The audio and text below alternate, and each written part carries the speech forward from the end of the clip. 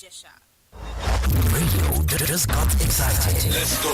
This is Vicinity FM 95.3.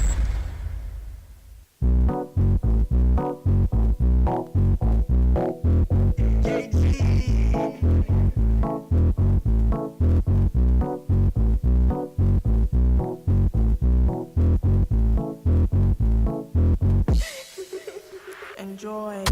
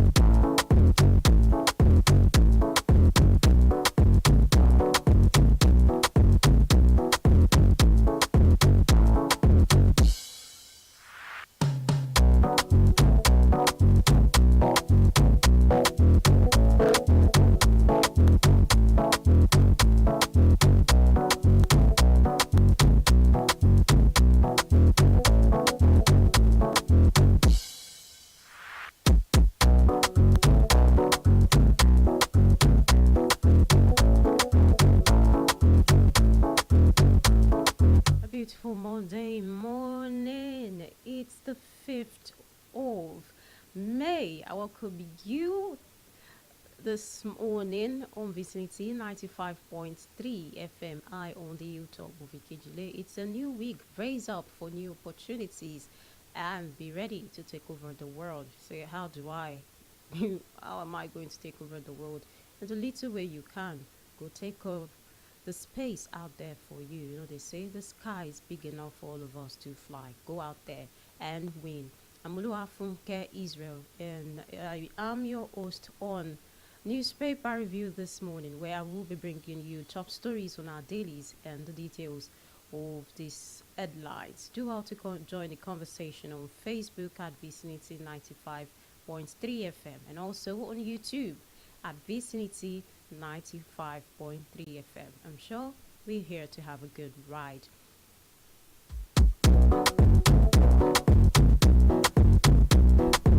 And before me is the Guardian newspaper, Daily Trust, Daily Independent, The Punch, and Nigerian Tribune.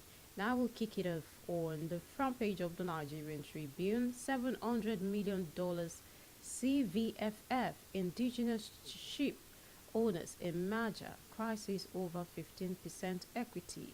Oyebanji breaks 18-year-old jinx, completes Ado Ifaki highway. FG vows to address 4 trillion naira debt crippling Nigeria's power sector.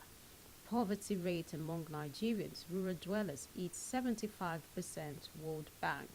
Ondo farmers block Ore, Lagos Road. Police Amotekun clash in Ondo over arrest of suspects, 6 injured. NDLEA seizes 3.4 billion naira worth of opioids. In Lagos, Port Harcourt uncovers drugs in chocolate tins. 11 vigilantes killed, others missing as bandits launch fresh attacks. In Sokoto, 2027, defection alters South-South political configuration. Coalition waits on Atiku Obi on harmonization of structures. Plans to unveil party this month. We are ready, says CPC. Caucus AFDP unveils $2.95 billion 5-year strategy for Nigeria.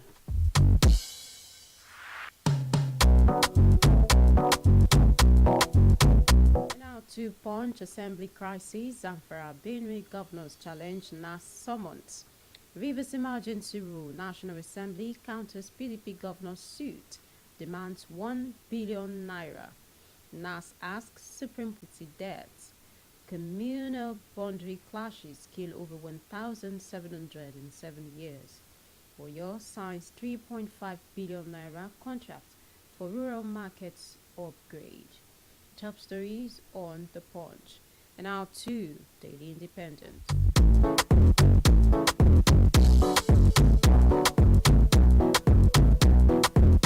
Senate leader reviews how Alausa saved Nadeco leaders in exile. Stop using Cybercrime Act against journalists. NGE, Syrup tell Tinubu government. 1 year after Dana Air suspension, passengers refund trapped. Staff agitate over unpaid salaries. Union petitions the FCC. Over 134 million naira on remitted pension deductions.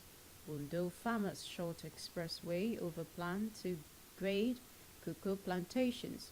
Those who sent me to prison must account for it. Farotimi, retired seafarers ask union to prevail on FG to pay their pensions. Inflow dropped to $6.67 billion in April. FG raises to pay 4 trillion naira debt to avert power infrastructure collapse. NDLEA intercept 942 explosives, recover 314,000 pills of tramadol. The top stories on Daily Independence.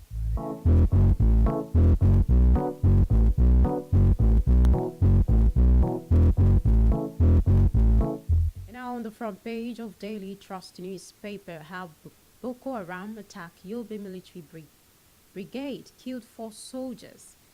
Flight disruptions, passengers narrate ordeal, experts suggest solutions. 54 billion naira released to schools, 24 billion naira to students. Now fund MD. Poverty rising in rural Nigeria, World Bank. Nigerians worse off than 64 years ago, AFDB president. Presidency faults additionals comment, Action Aid blames corruption. Lakura 1 month's massive attack in Sokoto kills 13 hunters. These are the top stories on the Daily Trust. To The Guardian, $37 billion Infocorp in limbo 5 years after 1 trillion naira investment. Now fund scandal, NAS urges FG to sack heads of culpable institutions.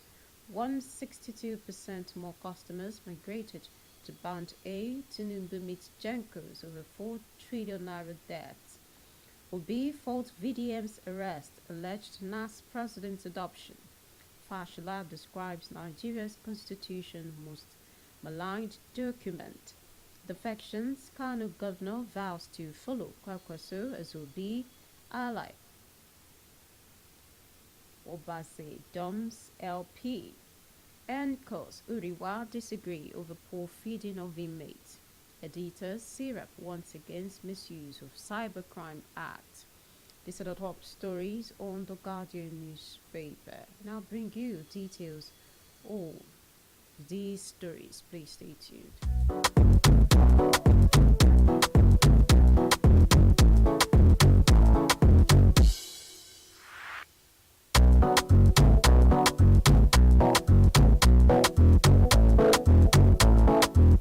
And still on the Guardian, NCOS Uriwa disagree over poor feeding condition of inmates. The Nigerian Correctional Service has disagreed with the Human Rights Writers Association of Nigeria, Uriwa, and disclaimed the recent reports that inmates across custodial centers in the country were poorly fed. Contrary to the current palace conditions of the correctional centers, the service, through its national spokesman Abubakar Umar, said that the publication was a recycled piece aimed at making ruckus where none exists. Rights group accuses CFCC of overstepping mandate in VDM's detection.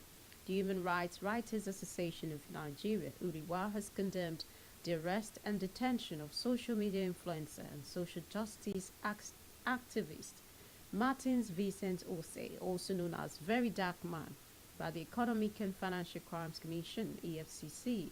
The rights group accused the anti-graft agency of overstepping its jurisdiction by acting as the enforcer and bouncer for a bank accused of extortion by a customer. Uriwa stated that the EFCC, as a body established by law, ought to protect the alleged victim of the bank's extortion instead of acting as the bank's protector. The group described this as very unfortunate and an unmitigated illegality on the part of the EFCC.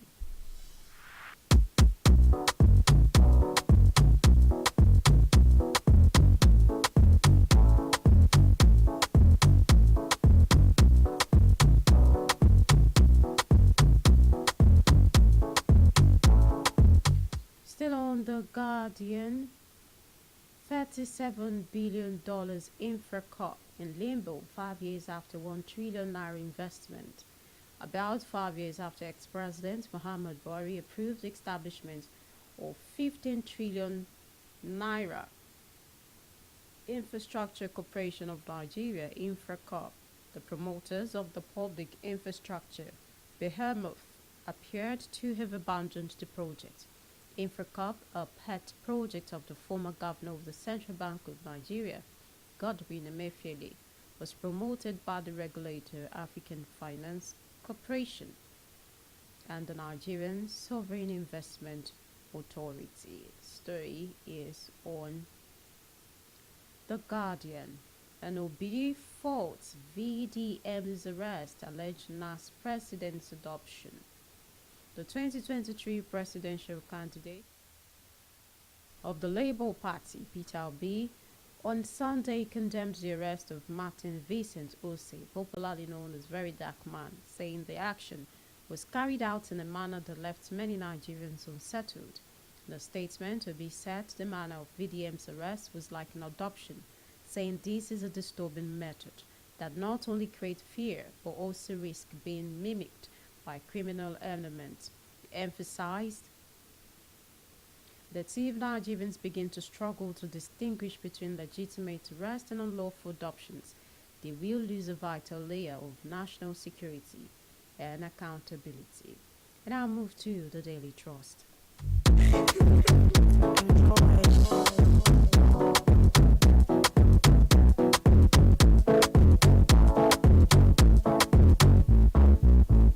On the Daily Trust, Ondo farmers protest farmland seizure.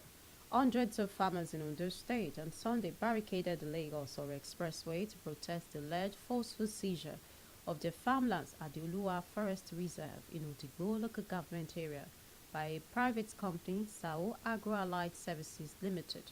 The aggrieved farmers carried placards and palm fronds accused the company linked to Ayo Shotiri, managing director of the Bank of Agriculture, of collaborating with the state government to destroy their plantations. Spokesman for the protesters, Musafiu Irewolide, claimed the company began demolishing farms despite a subsisting court injunction barring any such actions.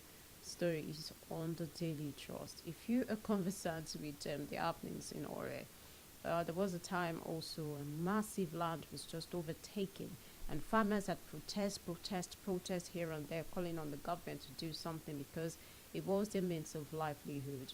And Ondo is big on farming because they have a lot of products there, cocoa, talk about whatever, cocoa, cassava, and all of that. These farmers, this is their means of livelihood.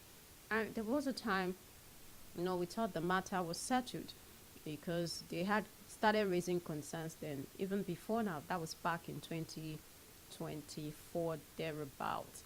And now, I think it has come to fruition eventually, because there were concerns that they were going to take over their lands. And now that they have seized this farmland, the farmers who were just peasant farmers on this land have taken to the streets.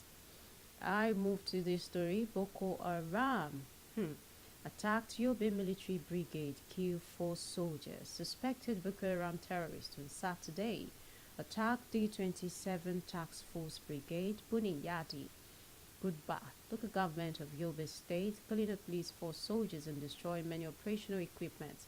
The attack happened less than 24 hours after the Northeast Governors Forum met in the state's capital, Damaturu, and adopted a multi-dimensional approach to tackle insurgency in the region.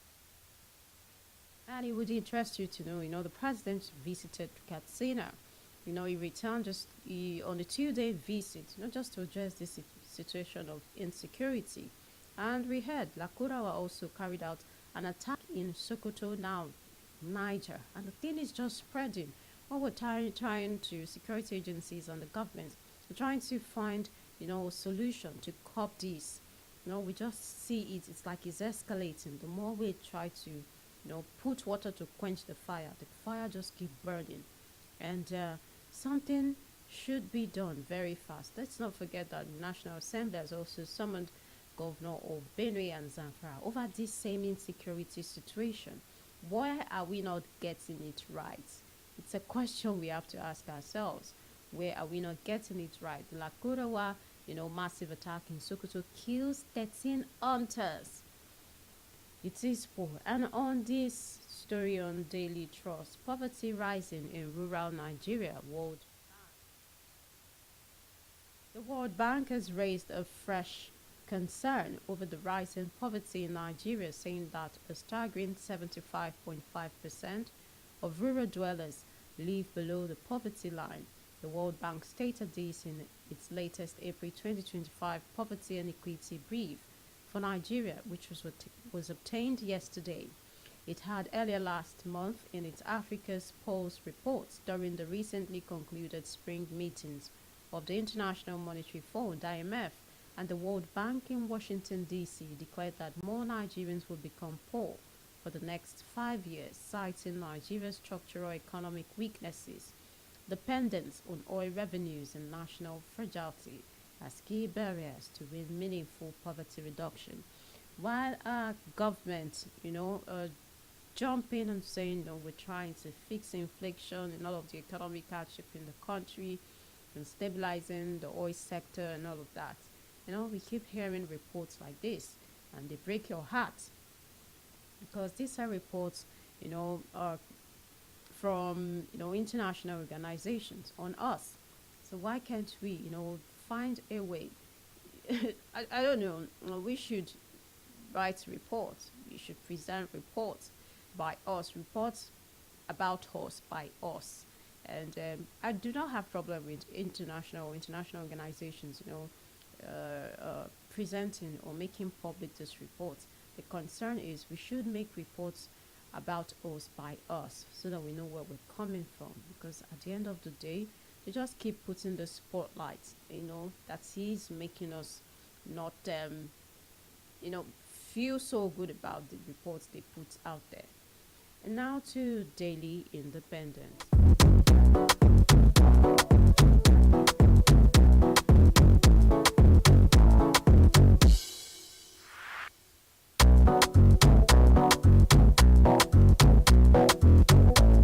On Daily Independent, retired seafarers ask union to prevail on FG to pay their pensions. There is palpable tension in the maritime sector of the economy as no fewer than 60 aged seafarers from the defunct Nigerian National Shipping Line have continued to besiege the office of the Maritime Workers Union of Nigeria. This, according to sources, was for the labor union to join force with them and compel the government to do the needful. They're only asking for their pension. NDLEA intercepts 942 explosives, recovers 314,000 pills of tramadol. The National Drug Law Enforcement Agency, NDLEA, has intercepted a commercial vehicle loaded with 942 explosives along Kaduna-Zaria Expressway. Spokesman of NDLEA, Femi Babafemi, disclosed this in a statement on Sunday in Abuja, said the vehicle was coming from Nasarawa and heading to Zamfara. Babafemi said the explosives were concealed in a sack and the subsequent arrest of a 30-year-old suspect, Nura Mohammed. It's en route Zamfara. You know what this means. Thank God he was apprehended. I think if we really jump on it, I know at this point it's like it's feeling as if our security personnel may be overrun because it's overwhelming. I must say, just we're not in battle, but it feels like we're on the battlefield, having to combat all of the groups, armed groups. They have different names that we've even lost count now.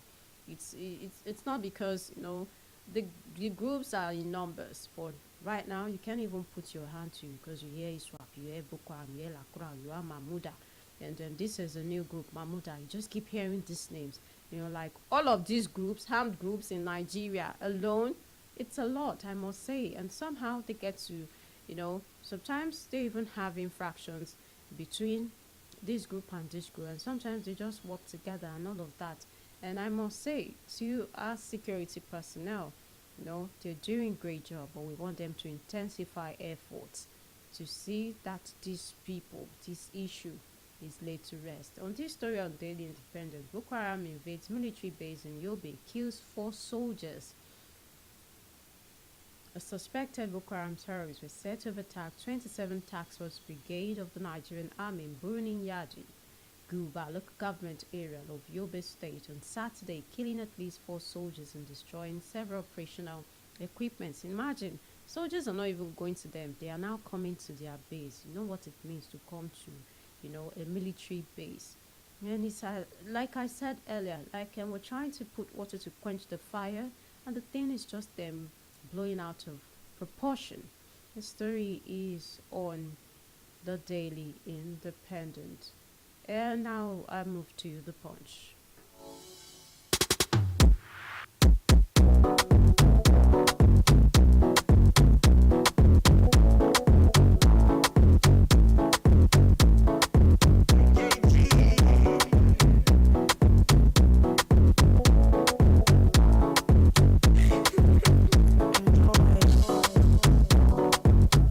Good to know you're still on V79.5.3 FM newspaper review this Monday morning. On the Punch, Rivers Emergency Rule, National Assembly counters PDP governor's lawsuit, demands 1 billion naira. The National Assembly has urged the Supreme Court to dismiss the suit filed by 11 People's Democratic Party governors challenging the declaration of a state of emergency in Rivers State. The federal legislature, in its response, contended that the plaintiff's suit was procedural flawed and lacked merit.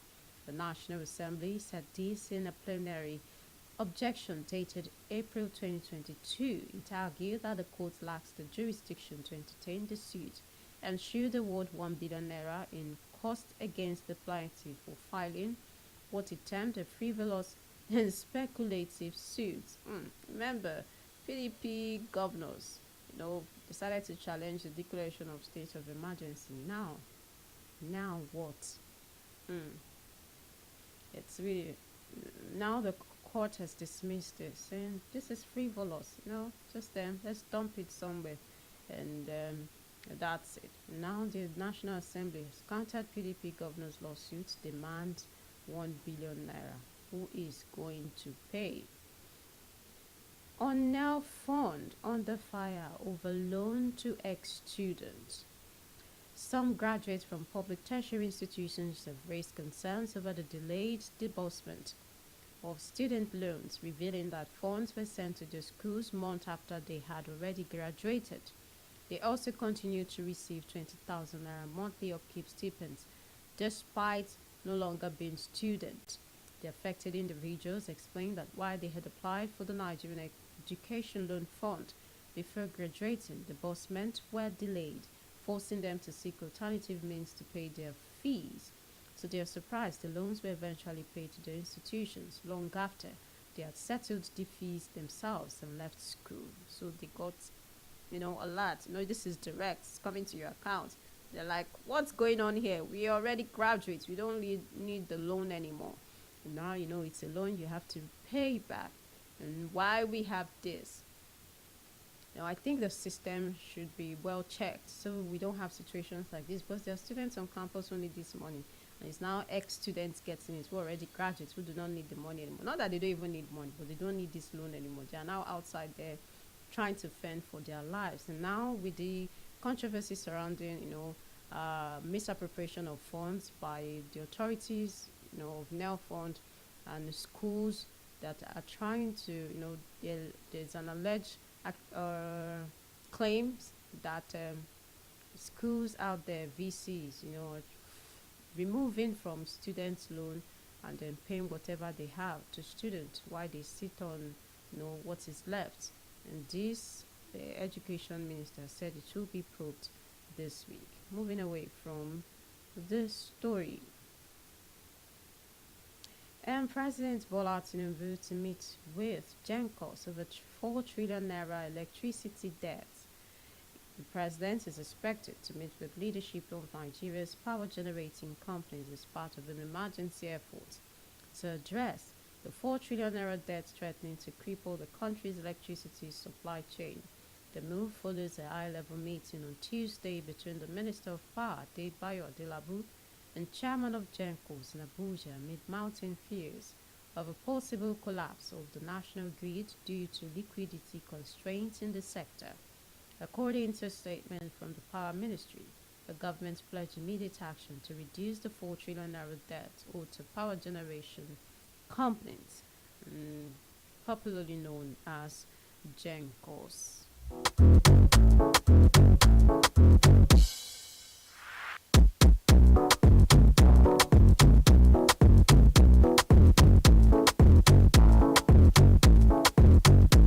Dangote has this to say this morning in Kabal, still fighting against our refinery. Dangote.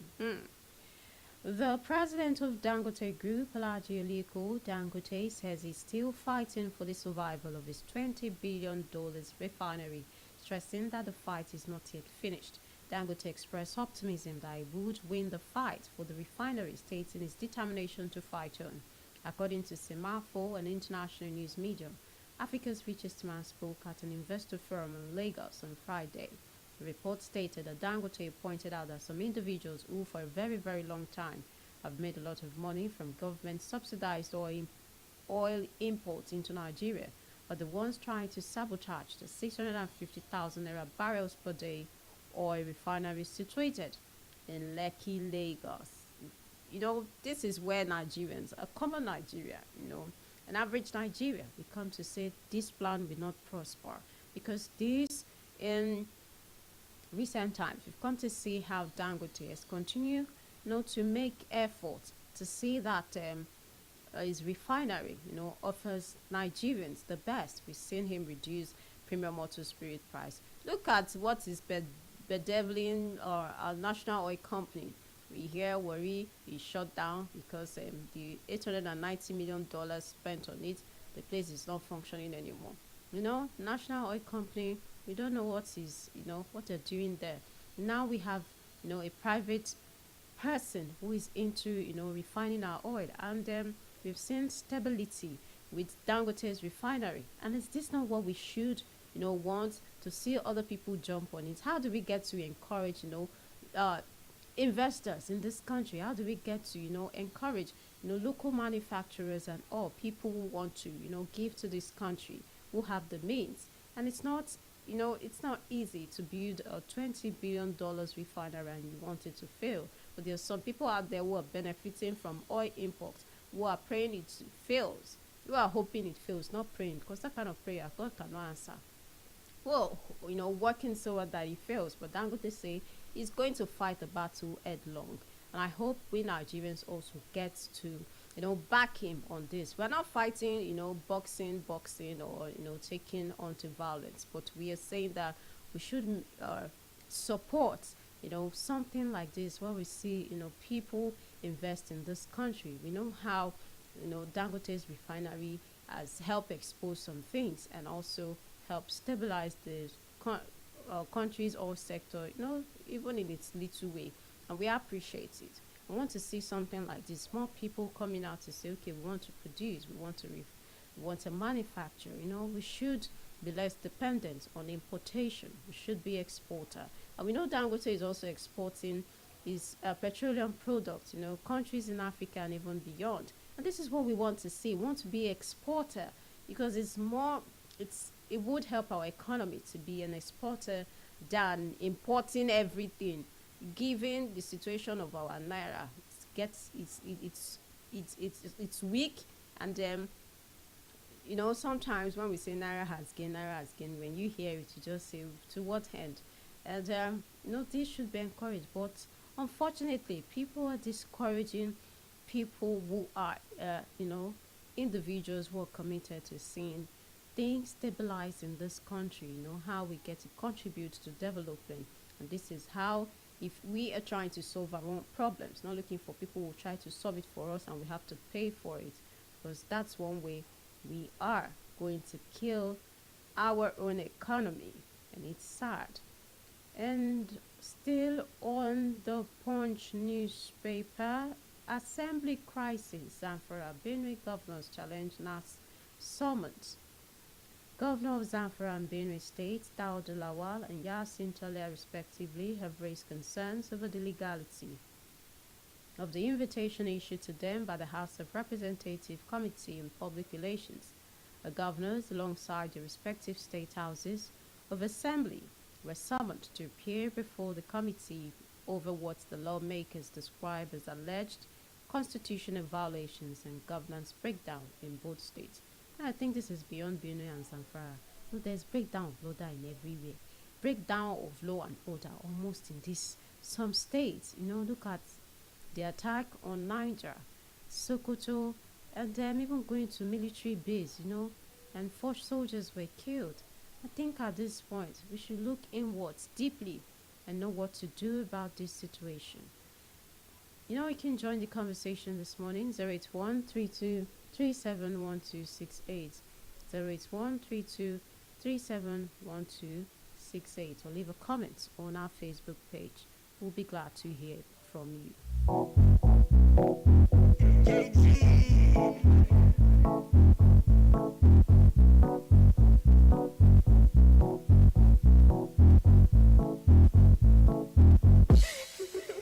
Enjoy.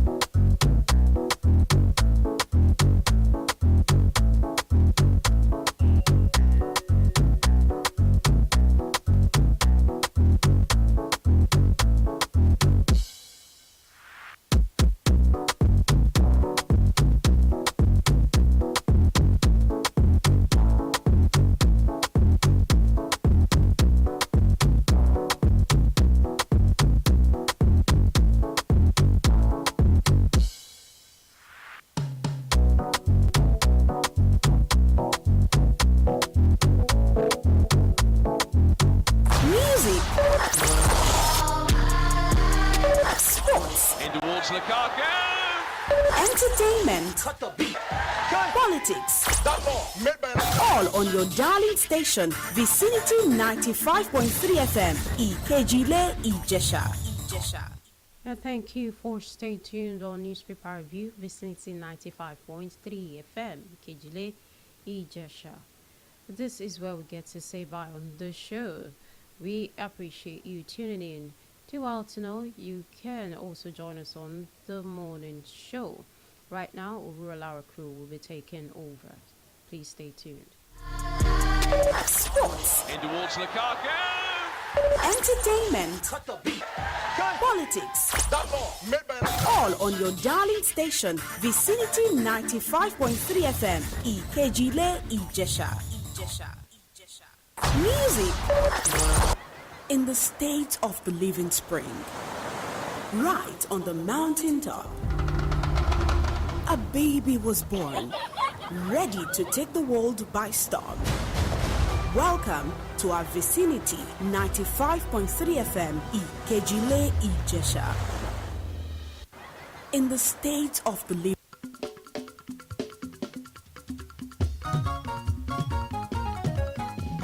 We lead while others follow.